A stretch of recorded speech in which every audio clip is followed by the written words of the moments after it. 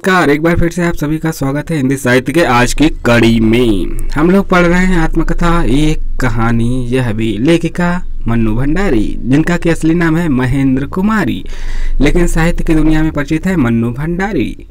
और आपके बंटी और महाभोज के लिए तो इनको इतनी ख्याति मिली कि कहा ही क्या जाए।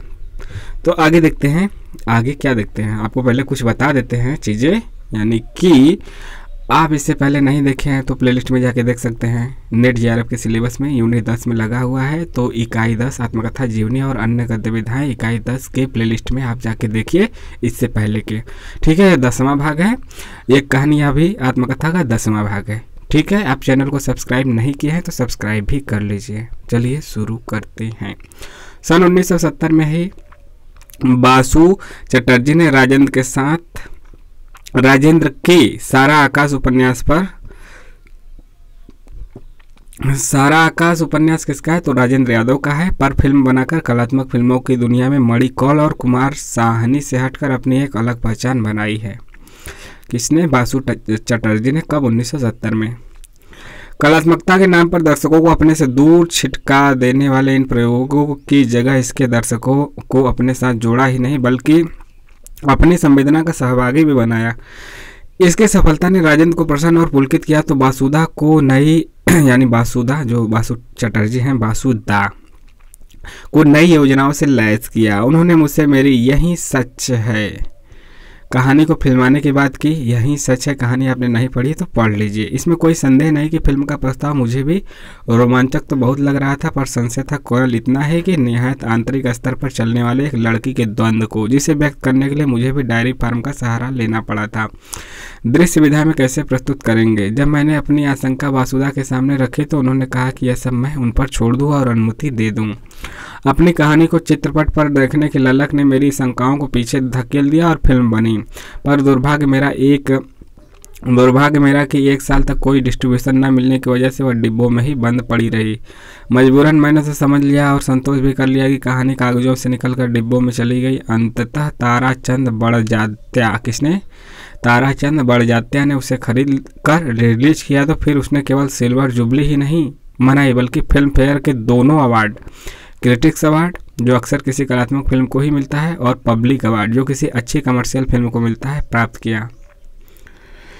फिल्म फेयर में छपे एक लेख ने इस बात को भी उजागर किया कि हिंदी की पहली फिल्म है जिसमें प्रेम का त्रिकोण है, पर उनकी अनिवार्यता परिणति किसी खल पात्र की उपस्थिति नदारद है, यानी कि जो खलनायक होता है।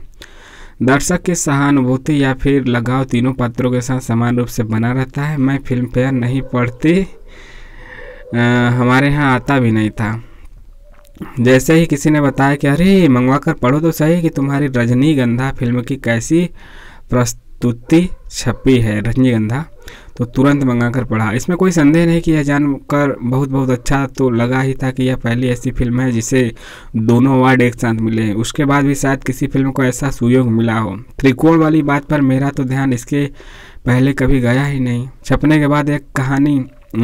के बाद यही कहानी यानी कि यही सच है काफ़ी चर्चा में भी रही थी। इस बात की ओर तो कभी किसी ने संकेत तक नहीं किया। आज तो मुझे उस लेखक का नाम तक याद नहीं जिसने इस बात को रेखांकित करते हुए कि एक पूरा लेख लिखा था। इस बात को रेखांकित करते हुए ही एक पूरा लेख लिखा था। न ही मैंने फिल्म फेयर का वह अंक संभाल कर रखा। इस मामले में तो मैं आदत से लाचार। जो भी हो, इसमें कोई संदेह नहीं कि अपनी पहली ही फिल्म की ऐसी सफलता ने चाहे लंबी प्रतीक्षा के बाद ही सही मुझे केवल आत्मविश्वास से नहीं भर दिया बल्कि इस दिशा की ओर उन्मुख भी कर दिया। इसके बाद क्या हुआ? कुछ वर्षों बाद ही वासुदा ने मुझे शरतचंद की कहानी स्वामी का पुनर्लेखन करने को कहा। हेमा मालिनी की मां के आग्रह पर उन्हें इस पर फिल्म बनानी थी, पर कहानी के वर्तमान रूप से वे बिल्कुल संतुष्ट नहीं थे। सुनते ही मैंने हाथ जोड़ दिए। क्या बात करते हैं बासुदा, कहानी के मास्टर शरतचंद की कहानी पर मैं कलम चलाऊं? ऐसा दुस्साहस, ऐसी धृष्टता करने के लिए तो मत कहिए मुझे।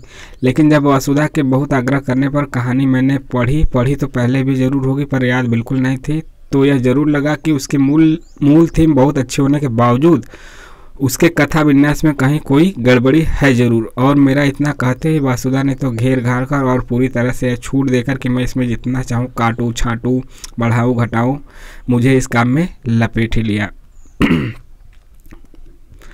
इस दौरान वासुदा ने कुछ ऐसे घरेलू से संबंध बन गए वासुदा से कि उनका आग्रह मेरे लिए आदेश बन जाया करता था, बशर्ते थीम मुझे पसंद आए। स्वामी की थीम मुझे अच्छी लगी। बेहद अनिच्छा से, स्वामी यानी कि जो शरद चंद्र जी का है, बेहद अनिच्छा से की गई शादी के कारण संबंधों की शुरुआत होती है घनश्याम जो पति है के प्रति मीनी जो कि पत्नी है की उपेक्षा से। पर कैसे यही उपेक्षा सौतेली माँ और परिवार की ज्यादतियों के कारण धीरे धीरे पति की पक्षधरता में बदलती हुई पति के आचरण के कारण सम्मान में बदल जाती है, फिर स्नेह में और अंत में श्रद्धा विगलित विसर्जन में। कार्य कारण श्रृंखला के साथ पति पत्नी के संबंधों का बदलता हुआ जो समीकरण प्रस्तुत किया गया है वही इस कहानी का मूल आधार है। इस कहानी की खूबी भी वही है। स्वामी शीर्षक को सार्थक करता हुआ जो एक समानांतर अर्थ और ध्वनित होता है वह है नास्तिकता से आस्तिकता की ओर जाना। फिल्म की सफलता का जितना श्रेय वासुदा के निर्देशन को जाता है उतना ही शबाना और गिरीश कर्नाड के अभिनय की, यानी कि जो शबाना आजमी और गिरीश कर्नाड अभिनेता अभिनेत्री का रोल किए थे उसको भी जाता है। इस फिल्म ने भी केवल सिल्वर जुबली ही नहीं मनाई बल्कि कई अवार्ड भी जीते। बस कष्ट मुझे रहा तो एक ही बात का कि फिल्म में अंत में वासुदा ने मेरी कहानी से हट कर दिया और स्टेशन पर ही मिनी को पति के चरणों में लिटा दिया। इस बात पर मैं वासुदा से बहुत झगड़ी भी थी कि अंत में आपको यदि स्टेशन पर ही करना था तो कर देते, क्योंकि उनके हिसाब से कहानी का क्लाइमैक्स वहीं आ गया था। पर वहाँ मिनी को घनश्याम के चरणों में लिटाने की क्या जरूरत थी? वह उसकी बाहों में भी तो समा सकती थी, जैसा कि मैंने अपनी उपन्यासिका में दिखाया भी था। पहले तो वासुदा ने मेरे सारे विरोध और गुस्से को परे सरकाने की कोशिश करते हुए अपने उस मजाकिया अंदाज में कहा, अरे स्त्री को पति के चरणों में ही लेटना चाहिए, वहीं अच्छी लगती है वह। पर इससे मेरा गुस्सा जब और भड़क उठा तो उन्होंने अपना तर्क रखा, यह मत भूलिए कि यह शरद की कहानी है और उस समय बंगाल में स्त्री की स्थिति थी ही क्या, बात बात पर पति के चरणों में ही तो लौटती रहती थी। सारा शरद साहित्य ऐसे ही दृश्यों से भरा मिलेगा आपको। नहीं वासुदा, बंगाल की स्त्री चाहे जो भी हो, जैसे भी रही हो, उस समय पर मिनी का चरित्र इस कहानी में जिस तरह विकसित किया गया उसमें वह एक आत्मसम्मान से भरी, हर अनुचित और अन्याय के खिलाफ आवाज़ उठाने का, स्टैंड लेने का साहस रखने वाली स्त्री के रूप में उभरी है। ऐसी स्त्री को चरणों में लिटाकर आपने उस चरित्र के साथ न्याय नहीं किया है। पर वासुदा तो अपनी बात पर अडिग, उनका अपना तर्क था।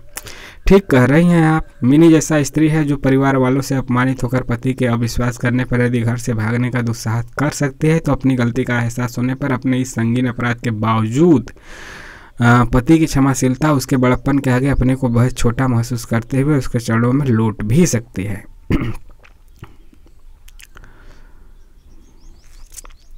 खैर, वासुदा का तर्क अपनी जगह था और मेरा विरोध और गुस्सा अपनी जगह। जो भी हो, फिल्म तो अब बन चुकी थी, प्रदर्शित भी हो चुकी थी और प्रशंसित भी हो चुकी थी, सो अब कुछ तो हो ही नहीं सकता था। पर एक बात उन दिनों जरूर मेरे मन में घुमड़ती रही कि पहली बात वासुदा ने चाहे मजाक में ही कही हो, पर क्या पुरुष मात्र का समानती अहम इस बात से तुष्ट नहीं होता कि स्त्री उसके चरणों का स्पर्श करे, उसके चरणों में लौटे। हमारे यहाँ कुछ व्रत उपवास ऐसे हैं जिनको करने के बाद स्त्री अपने पति के पैर छूने जाती है और पति वहाँ से गांव देहात के सामान्य साधारण की बात तो छोड़ ही दीजिए, शहर के पढ़े लिखे आधुनिकता का तमगा लटकाए स्त्री पुरुषों की बराबरी का ढोल पीटने वाले लोग भी उस समय शुद्ध पति परमेश्वर बने आराम से अपने पैर बाहर कर देते हैं। और कभी कोई इनके इस आचरण पर टिप्पणी करे तो पुरुष के करे तो तुरूप के पत्ती की तरह यह तर्क तो हमेशा उनके हाथ में ही रहता है, अरे हमें तो खुद यह सब बिल्कुल पसंद नहीं, पर क्या करें, पत्नी की खुशी के लिए, उनके संतोष के लिए करना पड़ता है। पत्नी के सुख और संतोष की दावेदारी करने वाले ऐसे ही लोगों में से दो एक तो मैंने अपनी पत्नी को मारते भी देखा है। कुछ पत्नियां शरीर पर प्रहार झेलती हैं तो कुछ अपनी भावनाओं पर, जैसे झेलना भोगना तो पत्नियों की नियति ही हो। यूं फिल्म तो वासुदा ने मेरी एक खाने आकाश नाई पर ही बनाई थी, एक खाने आकाश नाई इनकी कहानी पर बनाई थी, पर न वह अच्छी बनी न चली। मेरी रचनाओं पर 3 फिल्में बनने तक मुझे स्क्रिप्ट लिखने का कोई अनुभव नहीं था। रजनीगंधा की स्क्रिप्ट वासुदा ने ही लिखी थी। स्वामी कहानी को भी बहुत कुछ बदला कर मैंने तो एक उपन्यासिका लिख दी, भूमिका में सारी बात को स्पष्ट करते हुए, जिसे मैंने बाद में पुस्तक के रूप में भी छपवा दिया था। स्क्रिप्ट उसकी भी वासुदा ने ही लिखी थी, पर इस दिशा में रुचि जरूर मेरी जागृत हो गई थी। इसलिए जब दूरदर्शन ने मेरी अपनी कहानी अकेली पर टेलीफिल्म बनाने का प्रस्ताव रखा तो उसकी स्क्रिप्ट और संवाद लिखने की जिम्मेदारी मैंने ही संभाली। टेलीफिल्म बनी और शायद अच्छी भी ही बनी, क्योंकि तब से लेकर आज तक यह फिल्म कितनी ही बार दिखाई जा चुकी है। एक समय में बेहद चर्चित रजनी सीरियल की योजना भी वासुदा ने ही हमारे घर बैठकर बनाई थी। उनका कहना था कि हम गलत, अनुचित और अन्याय के विरुद्ध भुनभुनाते तो बहुत है, अपने अपने ड्राइंग रूम में बैठकर विरोध भी करते हैं, पर प्रतिरोध, प्रोटेस्ट या स्वर बाहर नहीं ले जाता। उनकी अंतिम पंडित तक उसके पीछे नहीं पड़े रहते। इस सीरियल में एक चरित्र के माध्यम से प्रतिरोध की इस आवाज़ को वे पूरी बुलंदी के साथ उठाना चाहते थे। एक कोई शुरुआत करेगा तो फिर उसमें 4 और जुड़ेंगे, फिर 4 और जुड़ेंगे और फिर इस तरह एक सामूहिक प्रतिरोध का स्वर बन जाएगा। आइडिया तो मुझे भी अच्छा लगा था और मैं इसके साथ जुड़ना भी चाहती थी, पर सारी कड़ियाँ लिखने की जिम्मेदारी लेना मेरे लिए संभव नहीं था, क्योंकि उन दिनों मेरा अपना लिखना भी तो चालू था। हाँ, इतना संतोष जरूर है कि वासुदा की लिखी 3-4 कड़ियों के बाद जिस कड़ी से रजनी की धूम मची, टैक्सी वाली, वह कड़ी मैंने ही लिखी थी। यूँ भारतीय भाषाओं पर आधारित दर्पण सीरियल की 10 कहानियों की स्क्रिप्ट भी मैंने लिखी थी। तो यह भी याद रखें कि दर्पण सीरियल की 10 कहानियों की स्क्रिप्ट भी मन्नू भंडारी ने ही लिखी थी। इसमें स्क्रिप्ट लिखने से कहीं अधिक संकट कहानियों के चुनाव का था। चुनाव की मेरी सीमा अनुदित कहानियों तक ही थी और यह निर्णय करना मेरे लिए संभव ही नहीं था कि वे उस भाषा की श्रेष्ठ कहानियाँ थी या नहीं। इसके बाद प्रेमचंद के निर्मला उपन्यास की स्क्रिप्ट लिखने का काम मैंने ही किया। निर्मला आपने नहीं पढ़ा तो बढ़िया, बहुत ही खास बेहतरीन कहानी है, अनमेल विवाह की कहानी है। प्रेमचंद का उपन्यास मुझे बहुत पसंद था, आज भी है, और मैं इसे कॉलेज में पढ़ाती भी थी। सो जैसे ही यह प्रस्ताव आया मैंने स्वीकार कर लिया, पर इसके साथ जैसे त्रासदी घटी, कम से कम मेरे संदर्भ में, उसने मुझे बहुत खिन्न किया। सारी बातें तय हो जाने के बाद निर्माता ने मुझे बताया कि मुझे इस उपन्यास को 18 कड़ियों में पूरा करना है। मैंने उसी हिसाब से सारे कथानक को बांटा, लिखना शुरू किया। कोई 5-6 कड़ियाँ प्रसारित हो जाने के बाद उन्होंने मुझे कहा कि इसे 15 कड़ियों में ही समाप्त करना है, इसलिए आप इसे थोड़ा संक्षिप्त कीजिए। मैंने जब अपनी आपत्ति दर्ज की कि एक बार अनुमति देने के बाद ऐसे कैसे बदल सकते हैं, तो उनका उत्तर था कि यह तो दूरदर्शन का अधिकार है और वे चाहे तो इसे बंद भी कर सकते हैं। हमारी तो बस 3 कड़ियाँ ही कटी है। मैं क्या कहती, दूरदर्शन में उसका प्रसारण चल रहा था और दूरदर्शन के आगे हम सब मजबूर थे। अगर प्रसारण शुरू न हुआ होता तो मैं सारी कहानी को नए सिरे से बांटती, पर अब तो सारी कटौती बाद के हिस्सों में ही करनी थी, क्योंकि 3 चल चुकी थी। बाकी बची 15 को काट के 12 में करना था, क्योंकि टोटल मिला के 15 में ख़त्म करना था, जो मुझे काफ़ी कठिन लग रहा था, पर किया। लेकिन जब 11 कड़ियाँ प्रसारित होने के बाद निर्माता महोदय ने बड़े दुखी होकर बताया कि 2 कड़ियाँ और काटनी होगी, क्योंकि दूरदर्शन इसे 13 कड़ियों में ही समाप्त करना चाहता है। यानी कि 4 कड़ी बची, 11 हो चुकी प्रसारित, तो 4 में से 2 को काटना है। तो मैं बुरी तरह भन्ना गई, यह क्या तमाशा मचा रखा है। पर वे व्यवस्था, उनकी व्यवस्था भरी परेशानी ने मुझे भी मजबूर कर दिया। पर अब अंतिम 4 कड़ियों की सामग्री को 2 में समेटूं भी कैसे। क्लाइमैक्स से किसी रचना की जान होती है और मुझे उसी के साथ खिलवाड़ करना पड़ रहा है, और उसी को रचने में मैंने सबसे ज़्यादा मेहनत भी की थी। लेकिन अब रचना से ज़्यादा सोचना था कि जो भी है उसे 2 कड़ियों में कैसे समेटा जाए। कितना भी संभालती वह बात तो अब आ ही नहीं सकती थी, वरना शुरू में ही इस हिस्से को लिखकर मुझे सबसे ज़्यादा संतोष मिला होता। खैर, जो भी था, जैसा भी लिखा वह प्रसारित तो हुआ, परिणाम भी जो होना था वही हुआ। सीरियल किसी को पसंद नहीं आया और मुझे अफसोस था कि निर्मला जैसे उपन्यास के साथ न्याय नहीं हुआ। हाँ, सही बात है, निर्मला किसी को ना पसंद आए ऐसा बहुत यकीन नहीं होता। यह तो मुझे बहुत बाद में मालूम हुआ कि दूरदर्शन की 18 कड़ियाँ तो कभी देता ही नहीं, या तो 13 देता है या फिर 26। किसी ने यह भी बताया कि मिली तो उन्हें भी 13 कड़ियाँ ही थी, पर वे बराबर कोशिश कर रहे थे कि 18 कड़ियों के लिए, और उन्हें शायद पूरी उम्मीद थी कि मिल जाएंगे। कुछ तो प्रेमचंद के नाम की वजह से और कुछ शायद अपने पैसे की वजह से।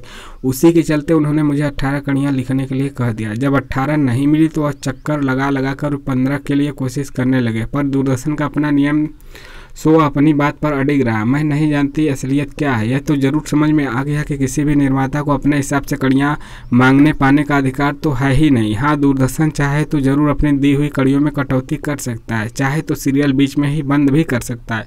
अब तो जो हुआ सो हुआ, पर आज इस बात को लिखकर भी स्वीकार करने में मुझे कोई संकोच नहीं है कि इस सीरियल के सभी पक्ष, स्क्रिप्ट, निर्देशक, अभिनेता, निर्माता भी काफ़ी कमज़ोर रहे, और यह तो टीम वर्क है। सभी का मिला जुला योगदान है किसी सीरियल को सफल बना सकता है। इसकी सफलता में मेरा भी हाथ तो रहा ही, पर वह मेरी कितनी बड़ी मजबूरी थी, इसे भी मैंने स्पष्ट कर दिया। इस लेखन को लेकर इसकी असफलता में, मतलब असफलता में मनु भंडारी का हाथ रहा, क्योंकि असफल रहा, लेकिन मजबूरी थी, काट काट के छोटा करना था। इस लेखन को लेकर मुझ पर आरोप तो लगने ही थे, सो लगे इधर उधर से जो, और जब तक मुझे यह सुनाई देने लगा कि मन्नू जी तो आजकल बस व्यावसायिक लेखन में लगी हुई हैं, आरोप लगाने वालों से मुझे कोई शिकायत नहीं है। उनका कहना सोचना अपनी जगह बिल्कुल सही है, क्योंकि जिस लेखन के साथ पैसा जुड़ा हुआ हो वह व्यावसायिक तो लगेगा ही। उस समय तो मुझे अपनी सफाई में कुछ भी कहना जरूरी नहीं लगा था, क्या कहूँ और क्यों कहूँ, पर आज जब लिखने बैठी हूँ तो एक बात जरूर कहना चाहूँगी। इसे भी आरोपों के प्रतिवाद के रूप में न लेकर मेरे अपने मुखर चिंतन के रूप में ही लिया जाए। जब मैंने अपने उपन्यास महाभोज का नाट्य रूपांतरण किया तो किसी ने यह आरोप नहीं लगाया, क्या सिर्फ इसलिए कि वह केवल मंच पर ही खेला गया था? अगर यही नाटक आज 13 कड़ियों में बांटकर दूरदर्शन पर प्रसारित कर दिया जाए तो क्या यह व्यावसायिक हो जाएगा? अगर महाभोज का नाट्य रूपांतरण व्यावसायिक नहीं है तो दर्पण धारावाहिक में प्रसारित होने वाली भारतीय भाषाओं की कहानियाँ, प्रेमचंद के निर्मला उपन्यास का और महादेवी वर्मा के अतीत के चलचित्र का, यह सब चीज़ें भी ध्यान रखिएगा। चलचित्र के 3 संस्करणों का नाट्य रूपांतरण व्यावसायिक कैसे हो गया? क्या सिर्फ इसलिए कि वे दूरदर्शन से प्रसारित हुए और उसके साथ पैसा जुड़ा हुआ था? व्यवसाय पर व्यावसायिक दृष्टिकोण के चलते तो मैंने मूल रचना में कभी कोई ऐसा हेरफेर किया ही नहीं जो रचना के साथ अन्याय होता या रचनाकार को आपत्तिजनक लगता। जो भी परिवर्तन किए थे वे केवल विधा की दृष्टि से ही किए थे। विधा श्रव्य को दृश्य में बदलते समय परिवर्तन तो करने ही होते हैं, क्योंकि दोनों विधाओं की अलग अलग मांग होती है, अलग अलग ज़रूरत होती है। ऐसे परिवर्तन तो मैंने महाभोज में भी किए थे। जैसे आपको बताया कि महाभोज उपन्यास पहले था, फिर उसको नाटक में लिखना था। वो महाभोज उपन्यास 1979 का, नाटक 1982 का। तो मैं उसमें भी काट छाट करके मनु भंडारी ने खुद अपने उपन्यास को नाटक में तब्दील किया। व्यावसायिकता के पक्ष में एक तर्क जरूर दिया जा सकता है, और वह यह है कि ये रचनाएं स्वतः स्फूर्त नहीं है, बल्कि किसी के अनुरोध आग्रह पर लिखी गई हैं और जिसके बदले में आग्रह करने वाला आपको कुछ देगा। अब पैसे के लिए लिखी गई रचना व्यावसायिक तो होगी ही, पर महाभोज का रूपांतरण भी तो मैंने अमाल के कहने पर ही किया था। और जब जहाँ इसका प्रदर्शन हुआ, कलकत्ते के उषा गांगुली ने इसको 100 प्रदर्शन किए, इसके 100 प्रदर्शन किए, तो राष्ट्रीय नाट्य विद्यालय के रंगमंडल ने 30 प्रदर्शन दिल्ली में और कुछ बाहर किए। बम्बई की दिनेश ठाकुर की अंक संस्था ने इसके 27 प्रदर्शन किए और अरविंद देशपांडे ने मराठी में अनुवाद करके इसके 9 प्रदर्शन किए। सबने थोड़ा बहुत पैसा तो दिया ही तब, मेरे ख्याल से, क्योंकि दूरदर्शन है ही व्यावसायिक मीडिया, इसलिए इसके साथ जुड़ते ही व्यावसायिकता का ठप्पा तो लगेगा ही। यदि यही बात है तो लोगों का आरोप सिर माथे पर है। हाँ, हमने अपने बचाव के लिए इस बात को तो मैं फिर रेखांकित करना चाहूँगी कि सारे व्यावसायिक लटकों झटकों से मुक्त होकर ही मैंने इन साहित्यिक कृतियों के नाट्य रूपांतरण किए थे, और मेरे ऊपर किसी भी निर्माता निर्देशक का कभी किसी तरह का कोई दबाव नहीं रहा था। हाँ, साहित्यिक कृतियों के बाहर जाकर कुछ लिखा तो केवल रजनी सीरियल की मात्र 6 कड़ियाँ। लेकिन जैसा कि मैंने पहले ही बताया था कि एक गहरे सामाजिक सरोकार से जुड़ा इसका आइडिया ही मुझे बहुत अच्छा लगा था, इसलिए इसके साथ जुड़ी थी। बाद में तो खींच कर इसका ऐसा कचूमर निकाला गया कि उस चरित्र ने अपनी धार ही खो दी। इस खींचने को आप जरूर व्यावसायिक कह सकते हैं, पर उसमें मैं कहीं नहीं हूँ। मेरी समझ में एक लेखक की और उसके लेखन की असली कसौटी है उसकी संवेदना, उसके सामाजिक सरोकार, उसकी अभिव्यक्ति कौशल। अगर इस पर कोई रचना खरी उतरती है तो मेरे लिए इस बात का कोई महत्व नहीं रह जाता कि वो पुस्तक में छपती है, मंच पर प्रदर्शित होती है या फिर दूरदर्शन पर प्रसारित होती है। इसके बावजूद अगर कोई मेरे इस सारे लेखन को व्यावसायिक कहकर खारिज करना चाहता है तो पूरी तरह स्वतंत्र है। वह मेरे अपने संतोष के लिए तो इतना ही काफ़ी है कि मैंने जब भी जो भी लिखा इन विशेषताओं के प्रति पूरी तरह सजग होकर ही लिखा। जब व्यावसायिकता की बात चली, यानी बिजनेस वाले, कमर्शियल, तो यहाँ एक बात का उल्लेख और करना चाहूँगी। कुछ वर्ष पहले दिनेश बब्बर नामक एक निर्देशक, कौन शेर हैं तो दिनेश बब्बर नामक एक निर्देशक मेरे पास बंटी पर धारावाहिक बनाने का प्रस्ताव लेकर आए। उन्होंने टीवी के लिए काफ़ी काम किया और उस समय भी उनका एक धारावाहिक प्रसारित हो रहा था, पर शिशिर मिश्रा ने बंटी पर जो फिल्म बनाई थी उससे मैं वैसे ही इतनी त्रस्त बैठी थी कि मुकदमा करके उस फिल्म से अपना नाम शिशिर मिश्रा को दिए सारे अधिकार वापस लेने के दौरान मैं जैसे मानसिक तनाव से गुजर रही थी कि अब और किसी तरह का कोई रिस्क नहीं लेना चाहती थी, इसलिए छूटते ही मैंने मना कर दिया। पर दिनेश भी धैर्य का बड़ा धनी था, मेरे इस इनकार से वह जरा भी विचलित नहीं हुआ और एक 2 दिन छोड़कर वह 3 बार मुझसे मिला और तरह तरह के तर्क देकर कि स्क्रिप्ट मैं ही लिखूंगी फिल्म दिल्ली में ही बनेगी, सो मैं कदम कदम पर उस पर नज़र रख सकूंगी। अनुबंध में सारी औपचारिक बातों के अतिरिक्त एक बात यह भी होगी कि यदि कभी कोई अंश मुझे आपत्तिजनक लगेगा तो उसे बदलवाने का अधिकार मेरा रहेगा। वैसा इस तरह का अधिकार आज तक कभी किसी अनुबंध में लेखक को नहीं दिया गया है। यह भी दे तो रहे थे, पता नहीं पालन करते या नहीं। हाँ, यह भी बात है कि बोलते दिए हैं, पता नहीं उस समय पालन करते या फिर नहीं। फिर उन्होंने विस्तार से यह भी बताया कि सारी कथा को किस रूप में रखा जाएगा। लगा काफ़ी होमवर्क भी किया है इस पर, और जो उनकी कल्पना शक्ति है और समझ को ही दर्शाता है। मैंने इस बात का जिक्र अर्चना से भी किया था और उसके द्वारा आयोजित कथा के प्रारूप को सुनकर उसने भी कहा था कि आदमी तो समझदार लगता है।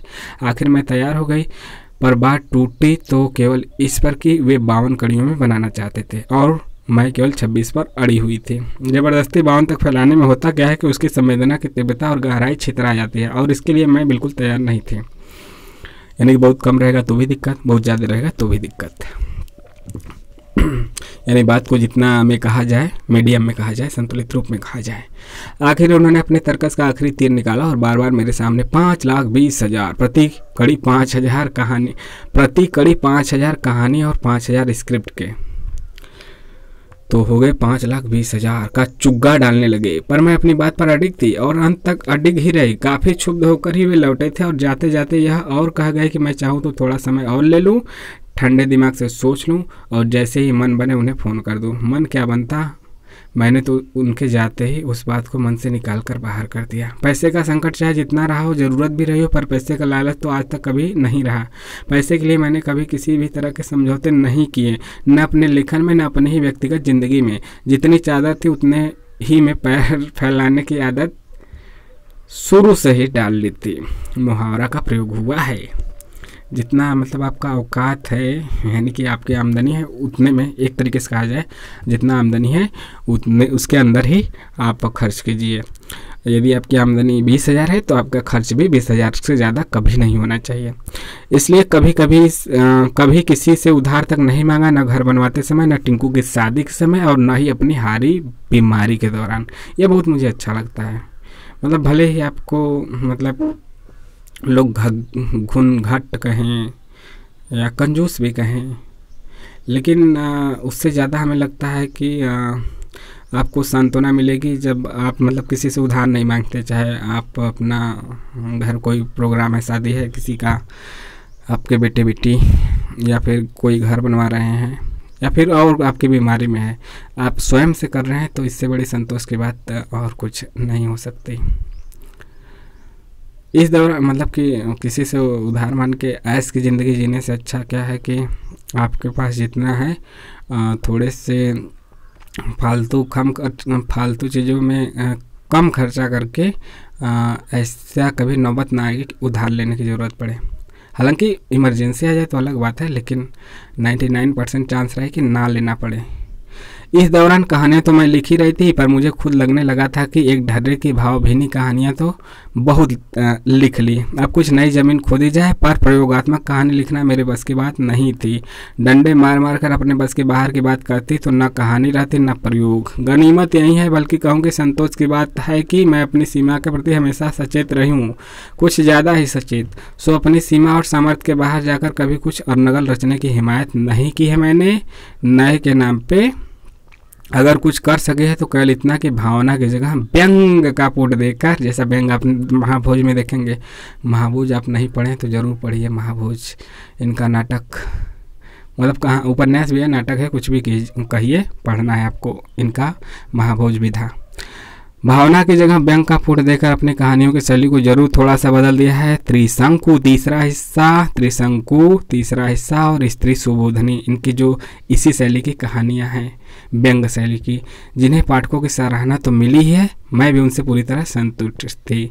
तो आपको आपका बंटी पढ़ना चाहिए, आपको महाभोज पढ़ना चाहिए, और इनकी त्रिशंकु तीसरा हिस्सा और स्त्री सुबोधनी कहानी भी पढ़ना चाहिए। जबकि महाभोज इनका नाटक उपन्यास भी है, नाटक भी है, और आपका बंटी उपन्यास है। ठीक है, तो ख़ास तौर पे महाभोज को नाटक के रूप में ही ज़्यादातर जाना जाता है बाद के क्षणों में। और नेट के सिलेबस में जो लगा हुआ है वह नाटक ही है। तो आपको कैसा लगा ज़रूर बताइएगा और चैनल को सब्सक्राइब भी कीजिए। अपने सवाल और सुझाव और कैसा लगा अपनी अभिव्यक्ति संवेदना कमेंट बॉक्स में करते रहिए। टेलीग्राम से भी जुड़ सकते हैं जिसका लिंक डिस्क्रिप्शन बॉक्स में है, कमेंट बॉक्स में। मिलते हैं नेक्स्ट वीडियो में। जय हिंद, जय भारत, नमस्कार। आपका दिन शुभ हो।